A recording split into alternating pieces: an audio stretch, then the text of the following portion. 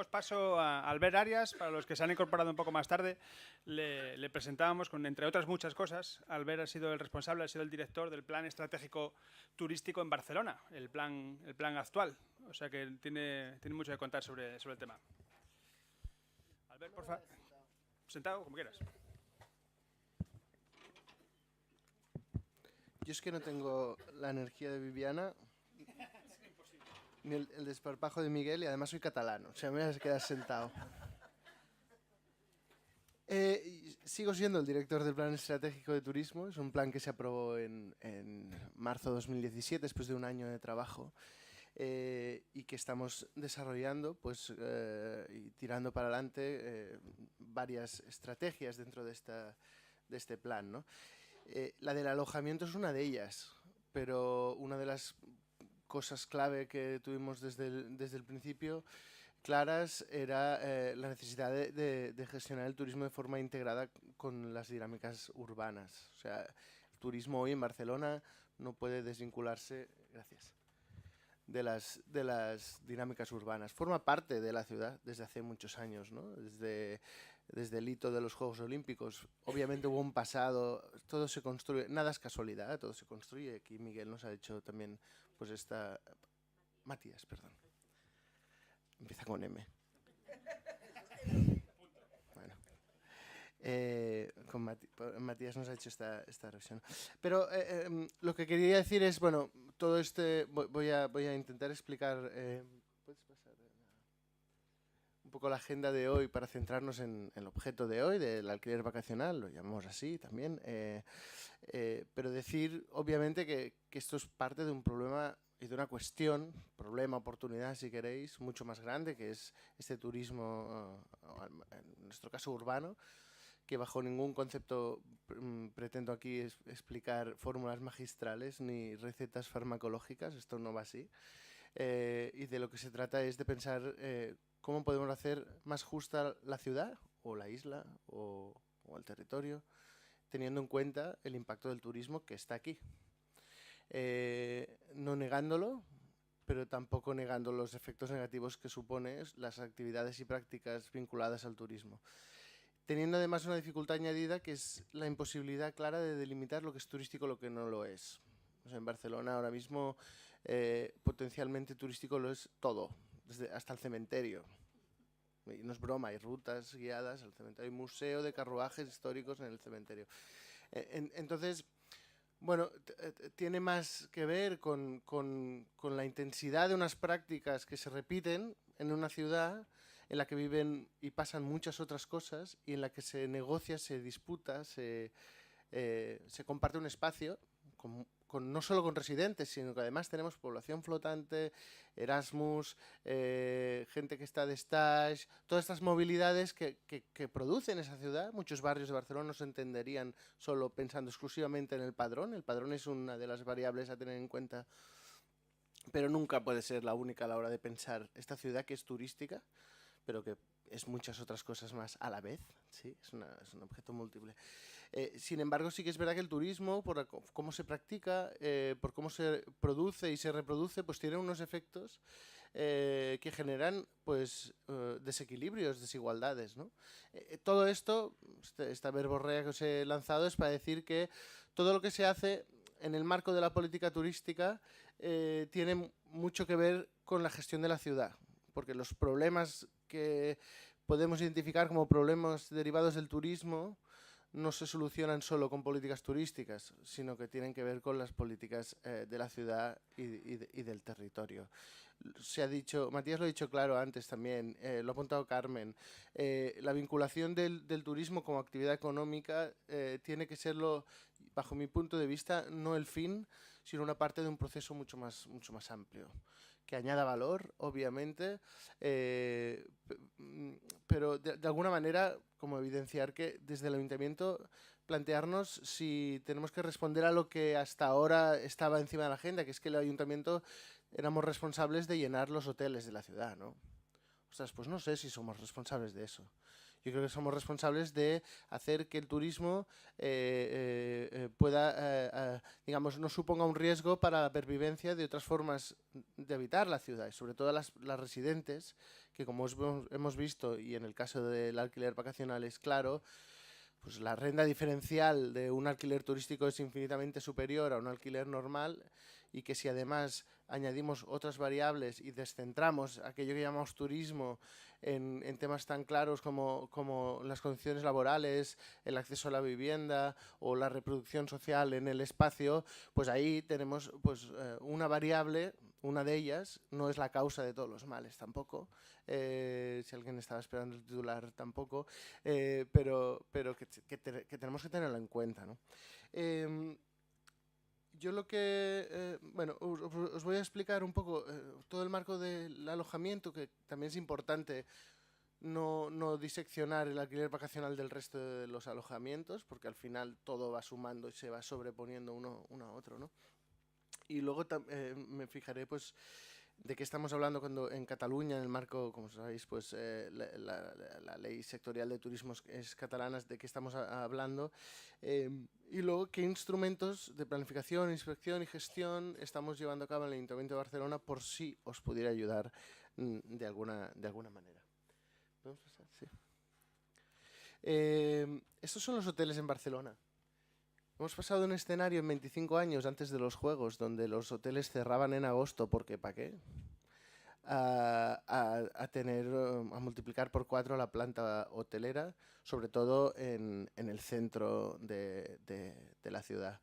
Estamos hablando de 7.000 camas y unos 400 establecimientos hoteleros. 70.000, sí. He dicho, perdón, 70.000, sí. Y aquí tenéis todos los... la ubicación de esta información. Esto es posible gracias a todo el ejercicio previo de redacción de la memoria de un plan urbanístico. Estos datos costaron muchísimo tenerlos y parecía mentira porque son licencias urbanísticas que da el ayuntamiento. Pero bueno, se ha dicho aquí también la dificultad a veces de tener datos de lo más obvio, que son competencias propias, los cuales no se tienen, ¿no? Pero teniendo en cuenta que, solo para poner así sobre la mesa, que si hasta ahora, incluso el anterior plan estratégico 2010-2015, solo hablaba de plazas hoteleras y los hoteles y hacía esta metonimia extraña entre el turismo y los hoteles, hoy en día esto ni siquiera sucede así en los alojamientos turísticos, ¿no? Entonces tenemos claro pues, que hay otras tipologías, y en este caso es la oferta reglada, la oferta legal de Barcelona, en la que tienes número de camas, plazas de viviendas de uso turístico, que es esta figura legal que el régimen jurídico del alquiler vacacional, digamos, casi superan las plazas hoteleras. Entonces, ostras, bueno, estamos en un escenario que ha cambiado, y además hay otros tipos de pues, albergues de la juventud, hostales, pensiones. Y como veis, pues tenemos un problema. El análisis de estos datos, que es importantísimo tenerlos, también tiene que territorializarse, ¿no? Porque no es lo mismo tener 100.000 o 150.000 plazas distribuidas homogéneamente por todo el territorio, que tenerlas concentradísimas en una parte del territorio, ¿no? Pero la solución tampoco es la desconcentración, ¿sí? No os lo tomáis así. Claramente concentradas y claramente el color rojo, podríamos haber cogido otro color, pero bueno, de las viviendas de uso turístico, sobre todo en el ensanche de Barcelona, que es la parte central. ¿Y por qué no están en Ciutat Vella, que es el centro histórico propiamente, y donde sí tenemos el gran número de viviendas ilegales? Porque en 2010, antes de la transposición de la Directiva Europea de Servicios a las leyes catalanas, había un instrumento que se llamaba Plan de Usos, y decía, pues mire usted, con 600 tenemos suficientes y no queremos más, ¿no? Entonces, urbanísticamente se podía hacer esto. Ahora mismo, con los cambios que ahora os apuntaré, es la justificación por el interés, ¿cómo se llama? bueno, como súper interés general, ¿no? Imperativo, ¿no? Como tienes que demostrar que te va la vida para regular la actividad económica bajo este mantra y estas leyes que se han ido transponiendo a la directiva europea, que para garantizar la competencia de actividad que la ley turística dice que es inocua, textualmente, inocua, la catalana. Pues ahora mismo este ejercicio no se podía hacer. Entonces lo que se está haciendo es preservar lo que se hizo en 2010 y conservarlo en formol, y está ahí en éter, ¿no? Para que dure para siempre, porque en el momento en que se abra la veda, pues tendríamos un ejercicio así, ¿no? Este es un poco el mapa de las plazas de alojamiento turístico regladas con la población censada. Lo que tenéis en las zonas más oscuras es las zonas en las que hay más plazas de hotel y de alojamiento turístico que gente viviendo. Claro, esto cuando se lo enseñaba el otro día pues a la gente de Japón, dijo, ¿y? ¿Sabes? Como... o a ciudades americanas o hay algún tipo de ciudades incluso inglesas que decían, bueno, sí, claro, es como el downtown, ¿no? Como la zona especializada, la zona comercial. Pero es que nosotros vivimos en una ciudad, en nuestro caso mediterránea, pero que es mixta, que es compleja, que queremos preservarla así. Pues eso es lo que nos da valor, lo que además nos hace ser infinitamente más sostenibles, lo que nos hace vivir uno cerca de otra y este contacto, etcétera, etcétera. Tener unas zonas altamente especializadas en la economía del visitante o el turismo, etcétera, etcétera, crea grandes disfunciones, ¿no? Por no hablar, y lo hablaremos, de la sustitución directa, digamos, de una unidad de vivienda cuando pasa al mercado turístico, por cuanto recuerda al alquiler residencial, ¿no? De permanente. El marco normativo, como he dicho antes, es la Ley Catalana de Turismo y los diferentes decretos y normativas. Y sobre todo lo que ha ido sucediendo con esta ley, que se ha ido adaptando, que en algunas cosas es muy progresista, por ejemplo en el tema de inspección es muy progresista, pero no ha sabido dar respuesta a todo este tsunami que tenemos de lo que algunos llaman economía colaborativa, que acaba siendo economía de plataforma o economía en demanda, se dice también, ¿no? Que es, bueno, que en realidad es la oferta local para una demanda global, ¿no? Mediada por unas plataformas digitales, algo así, ¿no? Y da igual si es ocioso, si es tuyo, si es un complemento de renta. Creemos desde el ayuntamiento que esto solo dificulta y emborrona muchas de las cosas que están en juego. Pero en todo caso, por ejemplo, bueno, os pondré... ¿Qué es lo que dice la ley catalana? Que es una vivienda de uso turístico. Es una de las primeras leyes que tipificó un régimen jurídico propio para el alquiler vacacional, que es una práctica, y lo cosifica en una licencia urbanística de actividad y la fija en un territorio y dice, para llevar a cabo esta práctica necesitas este tipo de licencia, ¿no?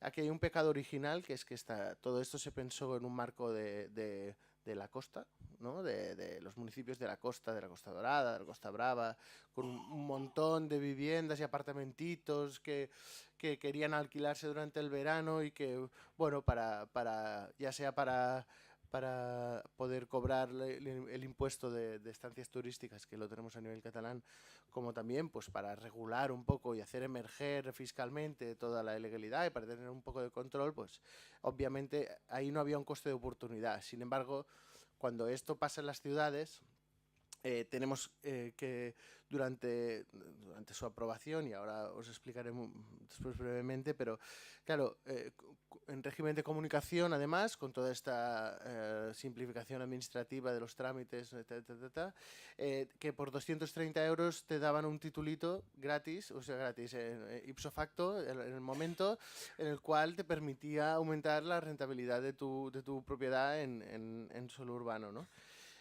Y te pone unas características que podía ser lo que Matías hablaba como para garantizar la calidad, que sí, están ahí, pero que no dista de ser una vivienda. De hecho, es una vivienda. Es una vivienda para uso turístico, pero en cuanto tienes la licencia, obviamente, puedes no hacer uso turístico, puedes vivir en ella permanentemente, pero aquí el mercado obviamente también tiene un rol importante y tener una licencia de estas en Barcelona ahora mismo en el mercado se estima, en el mercado informal, porque no se puede transferir teóricamente, unos 40.000, 60.000 euros por un título que compraste por 230, ¿no? Y ahí hay un límite claro que no hemos sabido resolver y que a día de hoy está sin resolver.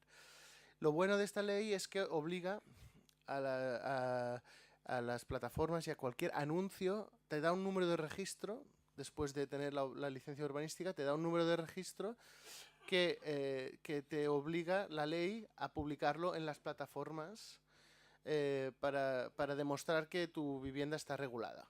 Y esto ha sido clave, porque es la primera vez que se pone sobre la mesa que la importancia de la actuación de la inspección está en lo virtual, no está a pie de calle. Porque es una locura enviar a inspectores a pie de calle y no vas a encontrar prácticamente nada. Sin embargo, si tú prescribes y dices, no, usted tiene la obligación de, si no lo hace, será de demostrar el número de registro, va a ser considerado ilegal. Entonces va a ser usted perseguido y multado, etcétera, etcétera. Bueno, este es el tema. Luego, el alquiler de habitaciones, a pesar de que la ley dice que tiene que la vivienda de uso turístico tiene que ser entera, el Código Civil te permite, obviamente, alquilar tu habitación y no hay una regulación sectorial para ello. Ahora mismo la Generalitat, sin embargo, de la mano de algunas plataformas, está impulsando lo que llaman hogares compartidos. Que hogares compartidos significa el alquiler de las habitaciones, con alguien viviendo dentro. Y luego, cuando no tienen la licencia, lo digo para poner el marco claro porque después es importante para entender lo que estamos proponiendo a nivel urbanístico. Si no hay registro, eres ilegal, básicamente esto. ¿Qué pasó? Que cuando en el 2011, a raíz de la transposición de la Directiva Europea de Servicios, se afectó no la ley de turismo, sino la ley de la vivienda, permitiendo actividad económica complementaria en la vivienda, estalló el número de licencias en régimen de comunicación, estalló en el 2011 multiplicándose por 4, ya no en 25 años, sino en 3 años.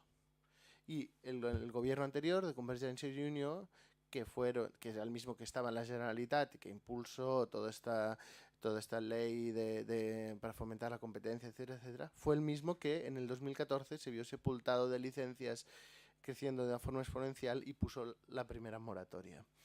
Es importante remarcar que no fue en un marco turístico donde pasó esto, sino en un marco económico de desregulación y afectando la ley de la vivienda. Porque en realidad lo que está en juego aquí es la vivienda, no es el turismo. ¿Sí? O sea, y esto creo que Viviana lo ha mostrado clarísimamente porque apenas ha hablado de turismo y yo me alegro por ello. ¿Podemos pasar? Entonces, a partir de aquí, ¿qué hemos hecho desde el Ayuntamiento? Pues bien, tanto la ley sectorial y la ley de urbanismo nos permite, pues eso, hacer...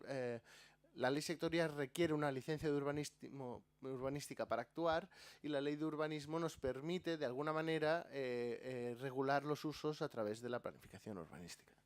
Y este es el plan especial urbanístico que hicimos de alojamiento turístico, donde estaban todas las tipologías, hoteles, albergues, pensiones, en la ciudad. Delimitamos 4 zonas.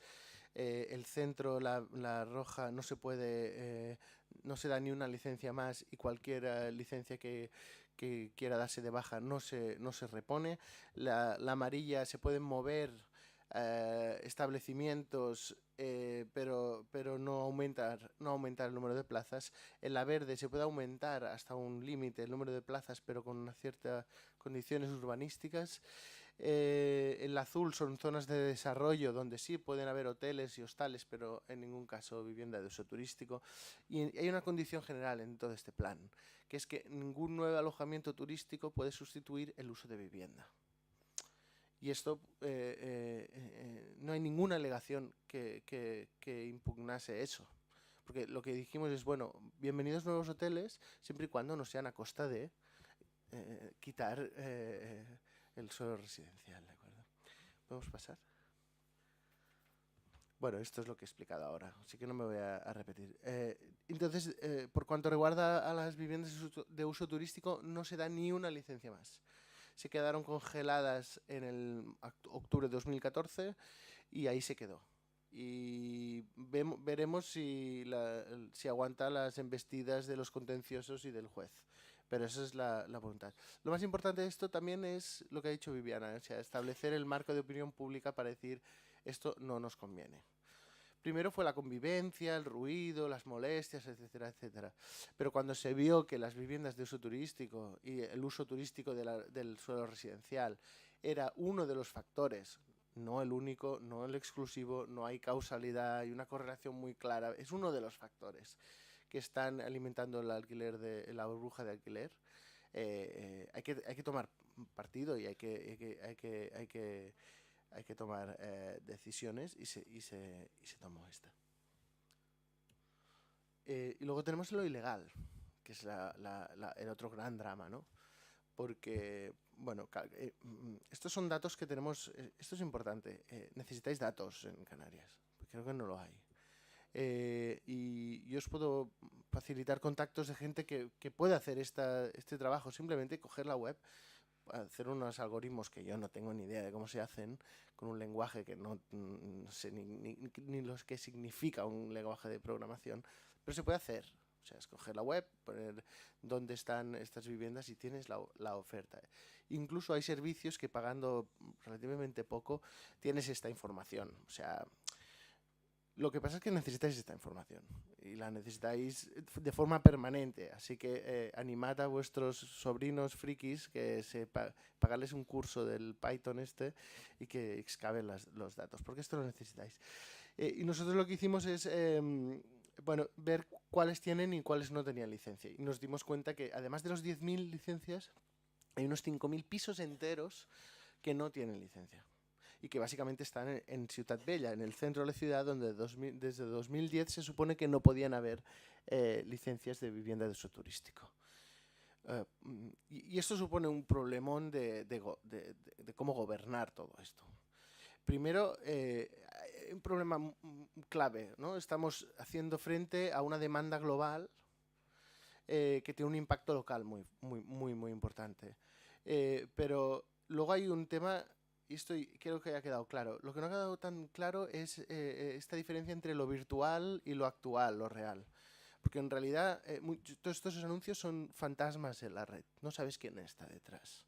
Y ahí sí que tienes un problema muy grande. Porque tú puedes ir a picar la puerta del señor hotelero porque está vertiendo o está haciendo mal la recogida selectiva o tiene un problema grande con condiciones laborales. Pero detrás de este anuncio no sabes quién hay. Y esta virtualidad de una plataforma que tiene muchísimo poder, como Airbnb o HomeAway, o todas estas al final se parecen mucho entre ellas, requiere también, genera un reto que no sé si estamos preparados para resolver, pero que en cualquier caso se resolverá con políticas que tienen a ver con la tecnología y las redes, no con el turismo, de nuevo, ¿sí? O sea, tenemos problemas turísticos que no se resolverán con soluciones y instrumentos de gestión turística, sino con acuerdos entre los gobiernos locales y las plataformas, con cambios en las directrices europeas de sociedad de la información y e-commerce, con unas escalas en las cuales estamos recibiendo todos los efectos y no tenemos ni un instrumento para... Algunos tenemos, pero pocos para revertir esto, ¿no? Y para negociar esto.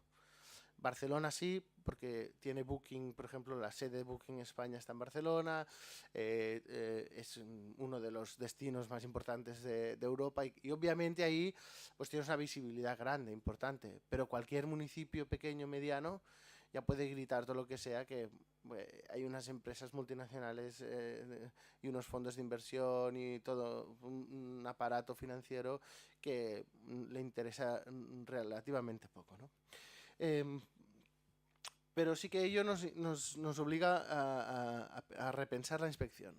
Y cuando hablaba antes de la obligatoriedad de mostrar el registro en el anuncio, es el primer paso para la inspección. Y la inspección ya no va tanto de señores con bigote, con una cartera debajo del brazo, llamando a las puertas, sino de una gente que está en la web mirando a ver dónde están estos pisos y cuáles son legales y cuáles son ilegales. Si tienes un marco legal que te permite hacer esto, que es cambiar un poco el chip de muchas de las cosas que tenemos en mente, puedes agilizar muchísimo más la inspección, ¿no? Por tanto, tienes que detectar quién está detrás de ese fantasma, de ese anuncio fantasma que hay en la red, que sabes que en alguna parte de ese barrio hay alguien detrás explotando. Y luego la ley catalana también es verdad que tiene unas sanciones bestiales. O sea, el índice de las sanciones permitidas y la tipificación de muy grave significa tener muchísimos anuncios, plataformas con anuncios ilegales en publicación. Y eso pues es lo que te permite también tener un poder para sancionar. Y no es tanto la sanción. O sea, estamos hablando de Airbnb, tiene $30 billion, ¿no? Como 30.000 millones de dólares. Entonces, si le pones una sanción de 100.000 euros, es que no llega ni a la cáscara del cacahuete, ni siquiera al olor del plato de cacahuetes. A ti te sirve para tener recursos, eso sí, al ayuntamiento, bien. Pero lo que en una reunión con otros alcaldes y tenientes de alcaldes, el de Ámsterdam, que a pesar de lo progres que fueron diciendo el Memorandum of Understanding con Airbnb y tal y cual, que están hasta las narices porque no les hacen caso, dijo, no, es que estamos en un momento en que Airbnb nos necesita más a nosotros que nosotros a Airbnb. Y yo creo que tener esto claro es también, o sea, ¿cómo necesitamos nosotros a Airbnb? Vamos a preguntarnos esto, ¿no? Porque ellos sí que nos necesitan. Entonces, hablando de ciudades como sujetos, pero podéis hablar de Canarias como destino, quiero decir. No veo por qué no. Bueno, y luego todo temas de colaboración administrativa que también son claves, de agilización, de compartir instrumentos, etcétera, etcétera. Y cuando pones recursos, pues funciona. Perdón, ¿podemos ir a la otra y luego volvemos? Cuando ponemos recursos, funciona. Entonces ves cómo efectivamente el aumento del esfuerzo presupuestario en dotar de un equipo de inspección, pues funciona. Y se abren expedientes disciplinarios y además hay cobros por vía voluntaria y bueno, que no soluciona el problema, ni muchísimo menos, pero que hay mucha gente que se retrae de publicar, sí, y que hemos frenado el total de... que no ha seguido creciendo la oferta ilegal en Airbnb, también. Porque si a ti te llega una multa de 30.000 euros en casa, pues te lo piensas 4 veces. Lo recurres, ya veremos qué pasa, pero por lo pronto dejas de publicarlo. Que es una de las cosas que enunciaba también Viviana, es como cómo quitar presión al mercado residencial permanente. Y ahí tenemos que empezar a pensar en eso. O sea, todo esto es para quitar la presión del suelo residencial, de los usos turísticos que al final acaban presionando al alza los precios y nos acaban expulsando de nuestras casas porque nuestros salarios no solo se quedan igual, sino que bajan, ¿no? Entonces es que no hace falta saber de econometría para hacer estas cuentas. Pues quiero decir, no, yo no creo que tengamos que dar muchas más explicaciones. Si pasamos la anterior, sí. Lo que hicimos también es visibilizarlo mucho, ¿no? Hacia afuera, hacia adentro, y luego poner también un detector de pisos. Bueno, yo vivo en la calle tal, Pascual, y tengo la sensación de que en el segunda pues hay un piso ilegal. Entonces tú puedes mirar si es legal o no. Y si es legal, pues se abre una vía de mediación con ese propietario que está obligado a responder todo esto, y ley de consumo, etcétera, etcétera. Y si es ilegal, entonces se da a los inspectores la carnaza, ¿no? Digamos, ya no tienen que buscar más, está ahí, ¿no? Entonces se va. ¿Que puede ser un poco extraño hacerlo? Sí. ¿Que a veces hay errores? Pues mire, también, pero es una medida eficiente. Y en todo caso, jamás para criminalizar los que hacen bien, porque luego hay que trabajar con las asociaciones que están dispuestas a hacerlo bien, y de ahora vamos a hablar de esto. Cuando hablaba de la inspección, es importante esto, tener instrumentos que constantemente estén excavando datos en las redes, que es donde pasa todo. No pasa, las cosas pasan en la calle, pero empiezan en las redes. Entonces hay que empezar por las redes. Porque cuando están en la calle ya no tienes nada que hacer. ¿Sí? Y entonces hemos, bueno, pues excavado diferentes plataformas para luego pedirles un... ¿Podemos pasar? Sí, ir pasando, tampoco no... Lo que hemos hecho es lo siguiente, sí. El trabajo con estas plataformas para hacer acuerdos de colaboración, para decirles, mire usted, yo no le voy a seguir multando, no voy a ponerlo en el ojo de huracán y usted me quita todos los anuncios ilegales. Y sorpresa, la gran mayoría, la grandísima mayoría acepta, excepto Airbnb que dice que no, que yo soy economía colaborativa y bla, bla, bla, bla, bla, bla. Pero el resto sí. Y para las plataformas es importante que Barcelona diga, veis, estas son plataformas que lo están haciendo bien. Es puro marketing para ellas. O sea, es como se ahorran un pastón en marketing si Barcelona saca la foto con la alcaldesa o con el teniente de alcalde de turno. Y Airbnb no, porque decía esto, nosotros que somos otra cosa. Son otra cosa hasta el punto de que son tan otra cosa que están empezando a comercializar hoteles. Entonces, como... Bueno, en fin.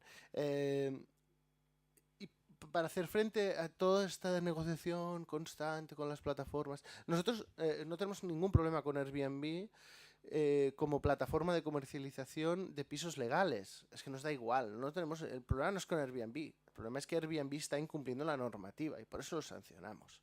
No es una batalla contra Airbnb, es Airbnb quien está cometiendo acciones ilegales. Y esto es importante, como no vamos a hacer una guerra contra Airbnb.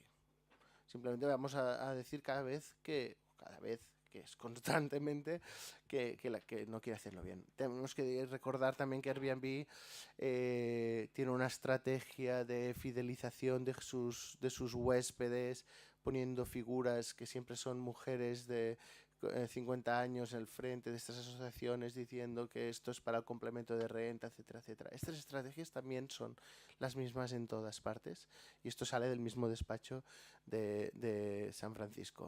O sea, todo esto es exactamente lo mismo. Que es cierto, puede llegar a ser cierto, pero la realidad es mucho más parecida a la de Ibiza. Y la realidad es que una persona con 3 habitaciones a tutiplén alquilándolas se puede sacar 1.500 euros sin pagar impuestos, sin rastro del trabajo, digamos, o sea, digamos, el trabajo usando trabajo reproductivo para obtener rentas inmobiliarias, lo cual ya es como la locura máxima.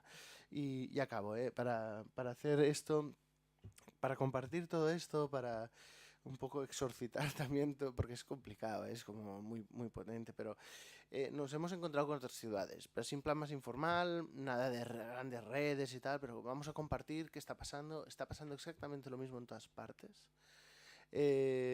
Las pautas, las directrices de Airbnb frente a la negociación de las ciudades es exactamente la misma. Compartimos nosotros los instrumentos de inspección y planificación, compartimos los momentos de negociación, sin que para ello signifique que tengamos que compartir las mismas soluciones. O sea, aquí había el derecho subsidiario que cada ciudad, cada región responde como cree pertinente a este tema. ¿Les gusta, no les gusta, les favorece, no lo favorece? Pero sí que habían temas como que eran como, perdón, está en inglés. Bueno, pero, por ejemplo, los datos. Los datos son mínimos comunes denominadores que nos interesan a todos. Queremos estos datos. Y cuando digo datos, quiero decir una base de datos que seguramente el 80% de los que estamos aquí no sabríamos ni por dónde empezar a echarle mano. Pero estamos hablando de esto. Estamos hablando de cómo podemos inspeccionar eficientemente todo esto para evitar estos fantasmas, ¿no? Estamos hablando de cómo podemos cambiar marcos normativos de escalas superiores, ya sea regional, sobre todo nacionales y estatales, que son las que están promoviendo todo este giga-yaga de la economía colaborativa sin tener ni la más remota idea de los efectos que genera todo este relatito de marketing en el territorio. Intentar hacer estos cambios, promover estos cambios sobre todo a nivel europeo y a nivel estatal.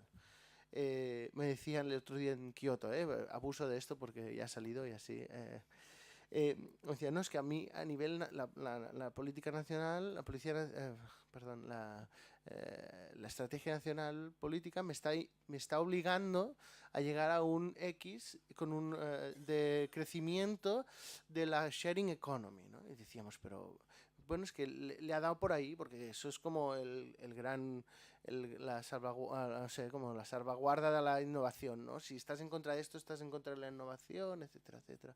Hay que quitar un poco de hierro a esto porque es puro marketing, y lo que hay al final son prácticas muy, muy triviales, muy banales, que han acontecido durante toda la historia y que ahora simplemente, en vez de estar mediadas por el tablero de anuncios del bar del pueblo, están mediadas por una plataforma que tiene un público global. Pero el hecho es exactamente el mismo, ¿sí? O sea, que tampoco estamos ahí. Y luego lo colaborativo acaba siendo la mejor forma para desregularizar cosas que se tenían control y hemos perdido también, ¿eh? Bueno, y todo esto, ¿no? Y hacer pública la cuestión esta, ¿no? De que es lo que nos toca también, ¿eh? De los retos que tenemos son compartidos, no es un problema puntual de un municipio, de otro, son como problemones globales, ¿no? Y lo tienen todas las ciudades y no hay fórmulas mágicas, y lo he dicho, pero bueno, no podemos menospreciar esto porque al final, bueno, o sea, el poder de seducción y la rentabilidad material es claramente pues un riesgo para la pervivencia de mucha gente en sitios que son turísticos, pero no por serlo deberíamos intentar que sean también sitios de vida permanente, ¿no? Y ya está, creo, sí. Gracias. Sí, sí.